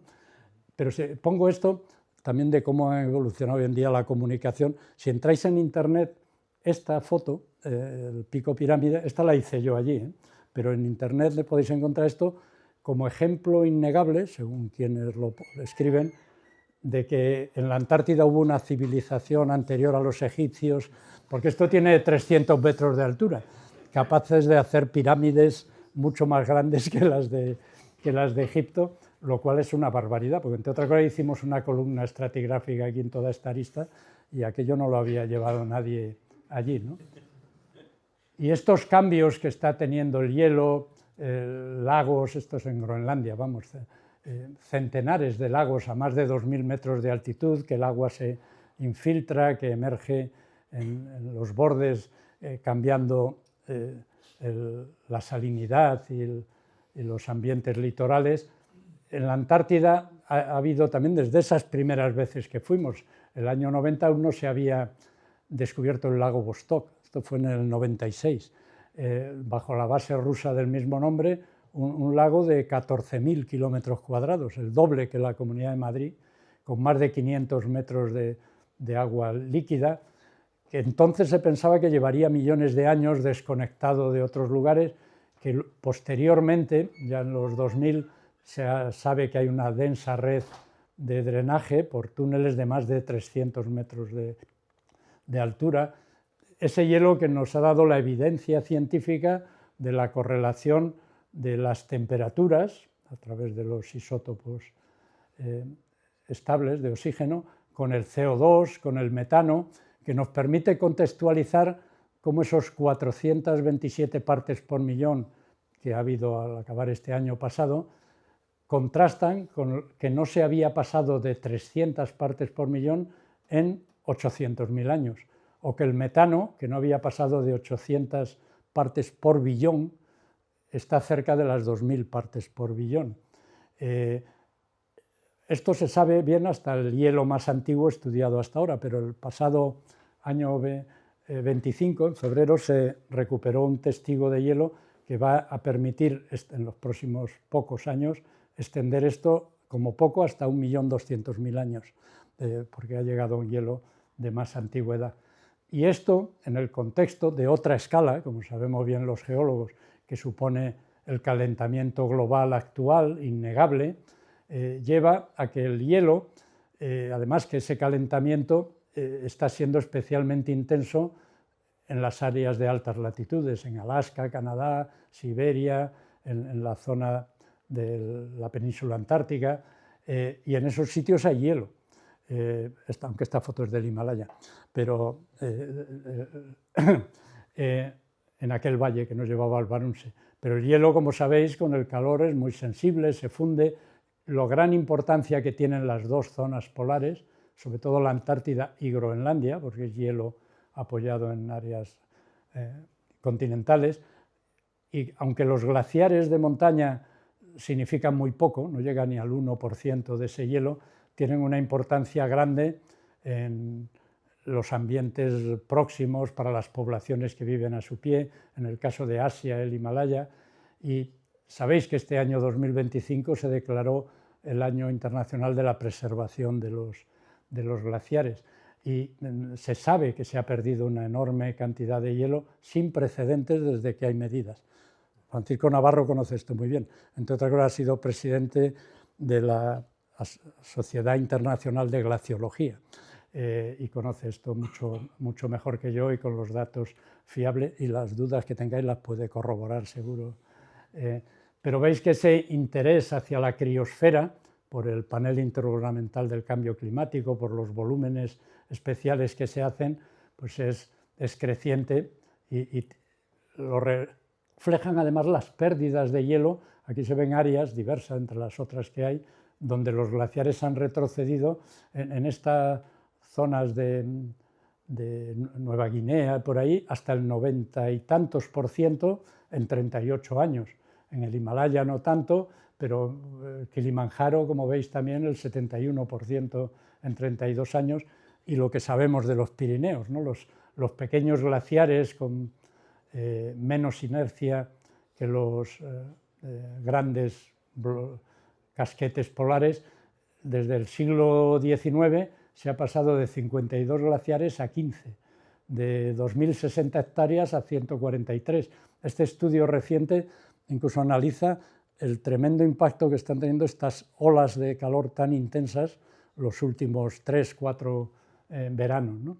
Y en este, ya estoy acabando, en este trabajo con Ana Moreno y otros compañeros del Instituto Pirenaico de Ecología, en el que también varios de los que estamos aquí hemos estado implicados, se trataba de ver si este glaciar del Monte Perdido, que tiene ahora este aspecto, como veis, todavía peor ahora que el año 19, y aquí lo veis un siglo antes, cascadas de Seracs, si este glaciar había desaparecido en la etapa cálida medieval o incluso en la etapa también de clima más bonacible en la época romana. Y el resultado fue que no, este glaciar permaneció, no desapareció del todo. En él no queda ya nada de hielo de la pequeña edad del hielo. Todo el que se había acumulado se ha fundido ya. Y se pueden saber estas cosas, como sabéis, pues la minería romana en la provincia de Huesca, los aerosoles han llevado sustancias que están contenidas en el hielo y que vienen de entonces, ¿no? Es decir, este glaciar, para los que trabajan más en este tema, como mucho en 20 años, 25 años, va a desaparecer del todo, algo que no ocurrió en esos años. Y no vamos a hablar mucho del permafrost, pero sí de sus efectos en la montaña, que está, aquí veis el couloir de Gaux, como está en los últimos años respecto a cuando yo subí aquella primera vez. Sabéis que la vía normal del Mont Blanc, a veces hay que cerrarla en verano por la cantidad de piedras que caen. Refugios como este pues, colapsaron. Otros desprendimientos que ha habido en el Dru. Esto que decía que iba a hacer mención a la Cordillera Blanca.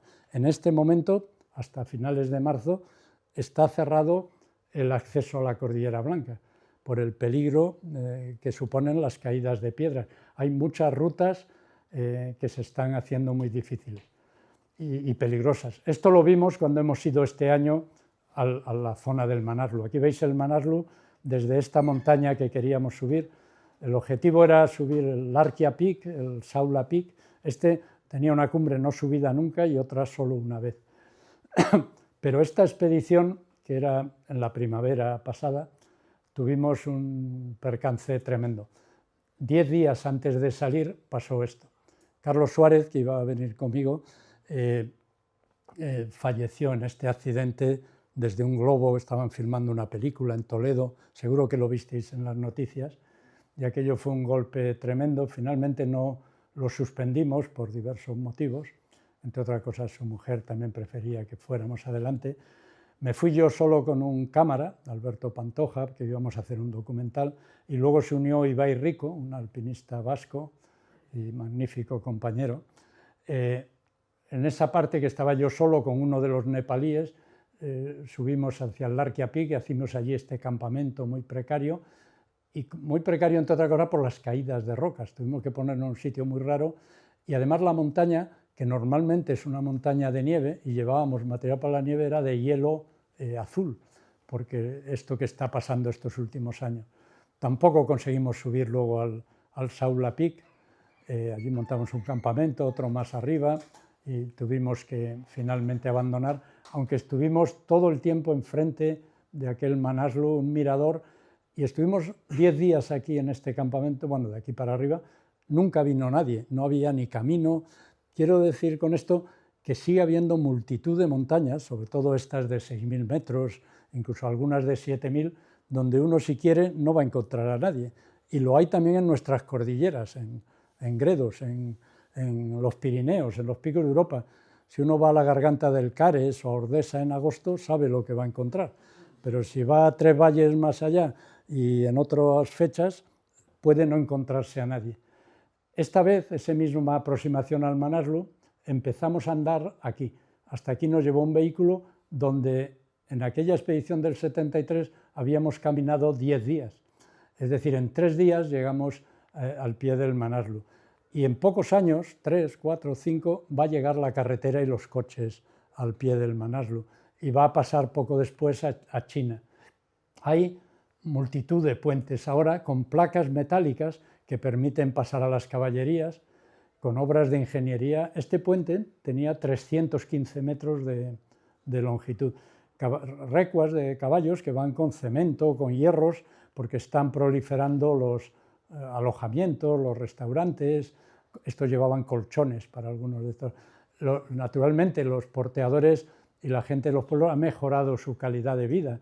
Ahora tienen conexión a Internet, tienen postes con luz eléctrica, van todos, al contrario que antes, que nos hacíamos fotos con ellos porque eran exóticos, ahora se las hacen con nosotros y las cuelgan en TikTok, cosa que no hacemos algunos como yo mismo. Y aquí veis, subimos al campamento base del Manaslu, era el mismo mes, más o menos, con 50 años de diferencia. Pero sabéis que esto no se puede usar como indicador de cambio climático, porque esto es nieve, y la nieve, como nos pasa ahora, está la sierra llena de nieve, y igual un mes antes no la tenía. Eso no tiene importancia. Lo que sí la tiene es esto. Este lago, que está al pie del Manaslu, y este glaciar, han tenido esta evolución, que las imágenes de satélite, veis que en los años, nosotros habíamos ido en los 70, aún estaba más adelantado, llegaba a la mitad del lago, en los 90 ya en el borde, en los 2000 por aquí arriba y en los 2010 por aquí y ahora muchísimo más arriba, como veis aquí. Y todo esto provoca, esto es en otra zona, los globs, ¿no? Estos derrumbes de laderas. El campamento base del Manaslu, no en el momento que fuimos, que había mucha nieve y no habían llegado los grupos, pero este año 25 han subido 600 personas al Manaslu por la vía normal.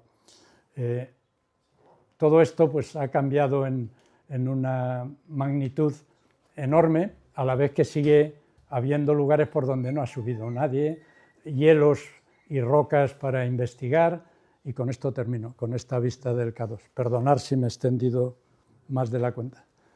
Gracias.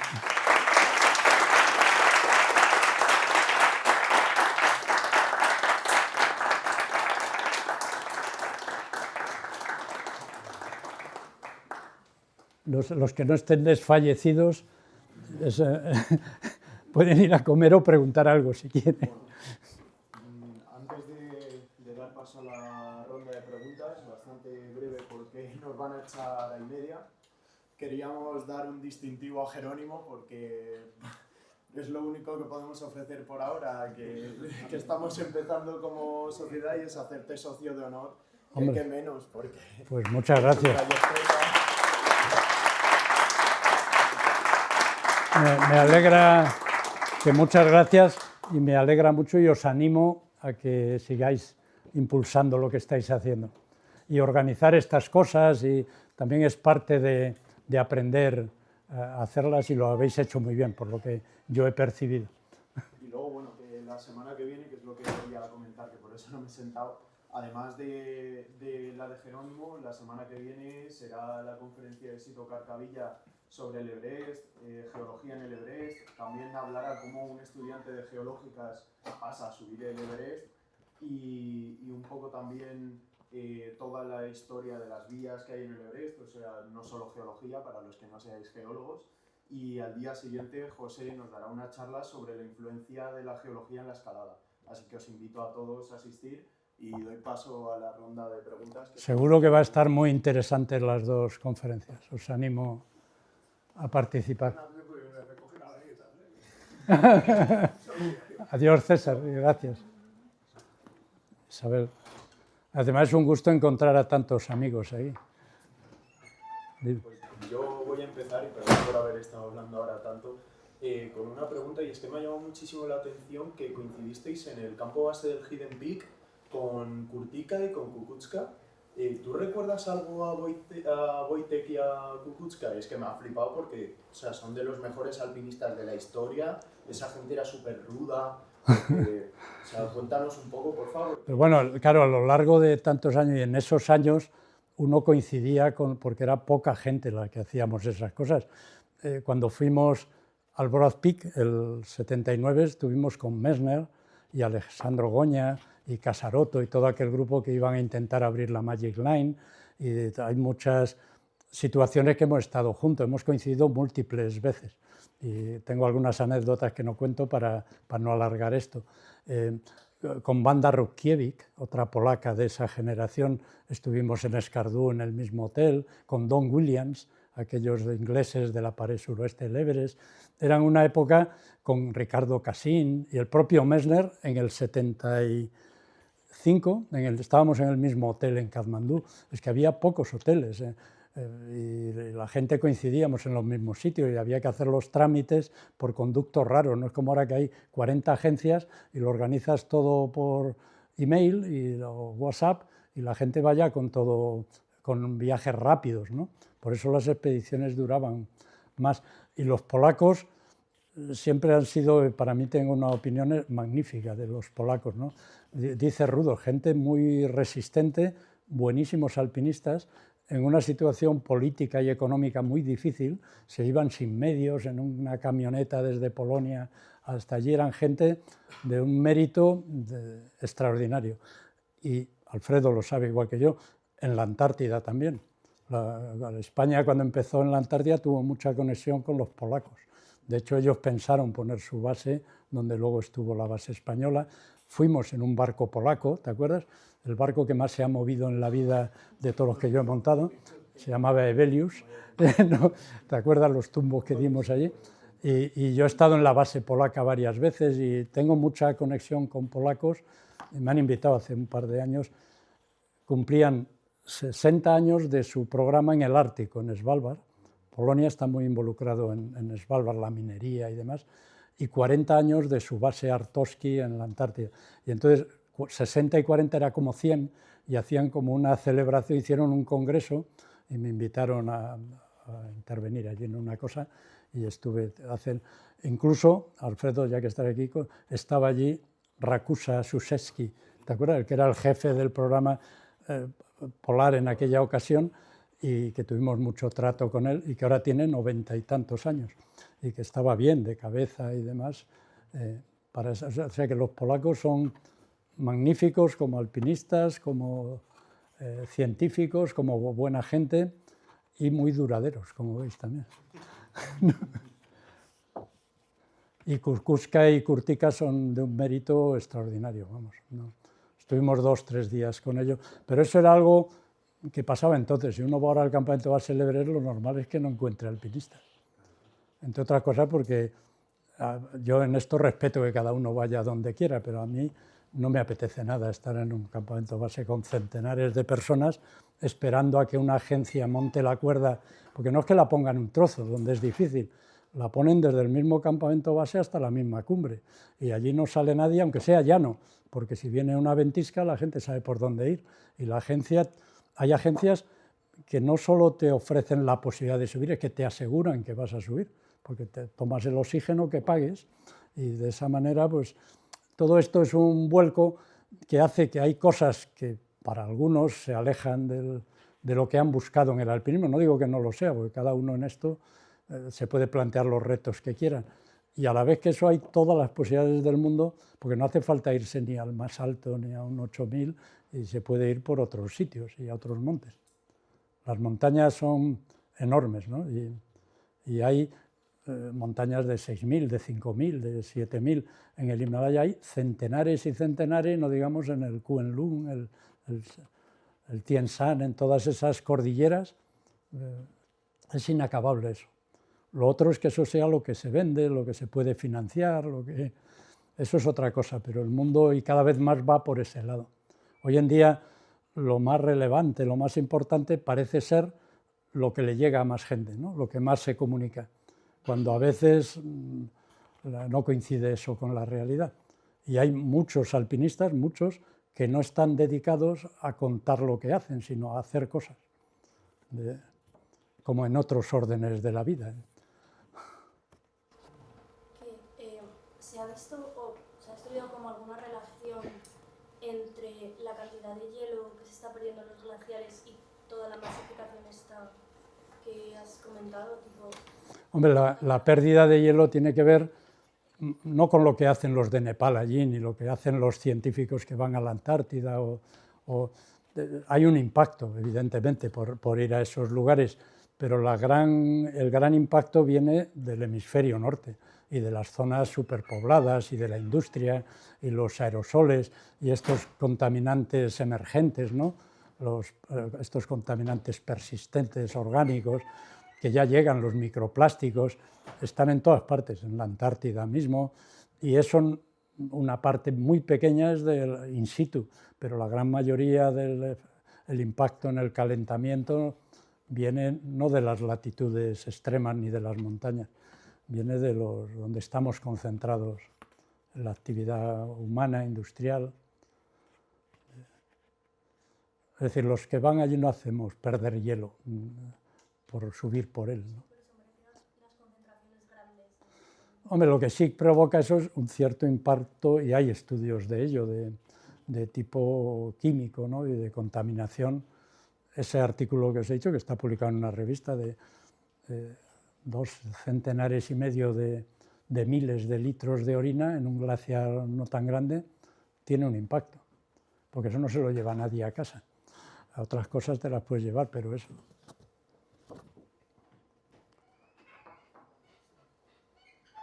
Bueno, María. Yo te quería preguntar, yo soy más marina que alpinista, mucho más marina que alpinista, no sé cómo es el momento de tener que tomar la decisión de no seguir adelante cuando estás a 2 horas de la cumbre. ¿Hay consenso? ¿Hay gente que es más arriesgada que otra y quiere seguir adelante? Sí, hay de todo, claro. Y lo que es muy difícil es juzgar lo que otros hacen sin haber estado allí. Eso que se hace a veces, lo hicieron muy mal esto porque lo otro. Hace poco que ha salido algún reportaje en la televisión, siempre sale algún iluminado dispuesto a juzgar lo que... Las circunstancias son muy distintas cada vez, depende cómo uno se encuentre. Nosotros forzamos mucho allí para salvar a este compañero, pero era porque veíamos que podíamos. Si llegamos a estar peor y muriéndonos, llega un momento que tienes que decidir, nos morimos aquí todos. Cada situación es distinta y también influye mucho con quién vas. Eso influye mucho, y hoy en día los grupos, los equipos se hacen a veces por agrupaciones un poco artificiales. Una agencia tiene el permiso, uno quiere ir, busca a 3 que tengan vacaciones, dinero, lo que sea, y se van, ¿no? Antes eso era más difícil, ¿no? Antes ibas con amigos a las expediciones, con gente que habías estado en pasos anteriores, en otras montañas, te conocías más, ¿no? Y además cuando vas con gente que hay esos vínculos, se tiende a comprender más a los demás y a tomar la decisión. Pero siempre hay gente que arriesga más de la cuenta y más que otros. Hay gente distinta a jugarse la vida en distinto grado. Yo no tengo sensación, he hecho cosas difíciles y algunas en solitario, pero no tengo sensación de haberme jugado la vida a cara o cruz nunca, ni de lejos, vamos. Pero tengo amigos que sí lo hacen y a veces son temas fisiológicos, de tipo de comportamiento de cada uno. Esta cosa que hace Alex Honnold, ¿no? Habéis oído en el Everest. Es gente que tiene una personalidad de unos espectros que les hacen no percibir el riesgo como la percibimos otros. Y le da igual estar a 1000 metros de altura colgado de un dedo, tendría la misma sensación que cuando lo hacemos uno de nosotros a 1,5 metros. Y eso es distinto. Y tengo amigos y gente, y con Carlos Suárez, eso lo hemos hablado mucho, y lo íbamos a haber hablado mucho más en la expedición. Él estaba en una evolución, ¿no? Porque también había cambiado su edad, sus responsabilidades familiares, y él mismo tenía una preocupación del grado de riesgo que él está dispuesto a asumir. Y eso es distinto en cada individuo. Es un tema complejo ese, individual y en el grupo, ¿no? Eso hay que tener vista de con quién se asocia uno también. además para pasarlo mejor, ¿no? Y luego también hay gente que tiene facultades muy distintas que otros. Hay gente que para lo que a uno le parece una locura, para el otro no lo es, porque tiene unas facultades de otra dimensión, ¿no? Da tiempo a otra pregunta o dos antes de que nos echen. Quería darte la enhorabuena por la evolución que tienes, por tu vida artística, que sigo desde que nos diste una conferencia aquí en los años 80. Hoy me lo ha comentado Javier Pedraza, que cuando fue la primera conferencia del club, me ha dicho, cuando se hizo el club, que él tuvo que ver en la formación del club, hicieron una primera conferencia, dice que era cuando acabamos de volver de Yosemite, y fue sobre el capitán y eso. Libros y te sigo y siempre he dicho, mi ídolo es Jerónimo López, yo quería ser como él. No soy alpinista, pero sí voy a la montaña y ahora que veo tantos jóvenes me gustaría también animarles a que vayan a Nepal, porque lo están pasando muy mal. Tenemos un amigo que tiene una agencia que hemos hecho ya 3 trekkings con ellos allí, y desde la pandemia ha decaído mucho el turismo, entre el terremoto, la pandemia, ahora las elecciones que están con La revuelta esta que hubo. la guerra, que no se puede ir con esta. Entonces yo animo a los jóvenes a que vayan a Nepal, que conozcan la cultura, la gente es una gente súper amable, puedes conocer la cultura budista y hinduista que viven en perfecta armonía todos. Y por eso que quiero animaros a que yo empecé a ir a Nepal con 50 y tantos. Vosotros intentáis, si podéis ir antes. No, Nepal es una maravilla de país, es un museo natural. Esos valles arrancan a 200, 300 metros sobre el nivel del mar y llegas a lo más alto del mundo. Las caminatas empiezas a 1000 y pico metros a andar y no hace falta, los que no tenemos nivel para escalar los Sí, sí. pero llegar al campo base del Everest, el campo base de Annapurna, el campo base de Manaslu, merece mucho la pena y hacer eso. Lo es para todo el mundo, pero un geólogo, un estudiante de biología, de ciencias de la naturaleza, es una maravilla de sitio. Pues gracias por tu comentario. ¿No? Oye, pues igual hay que acabar, ¿no? A mí me da apuro por vosotros y tengo la sensación que me he extendido demasiado.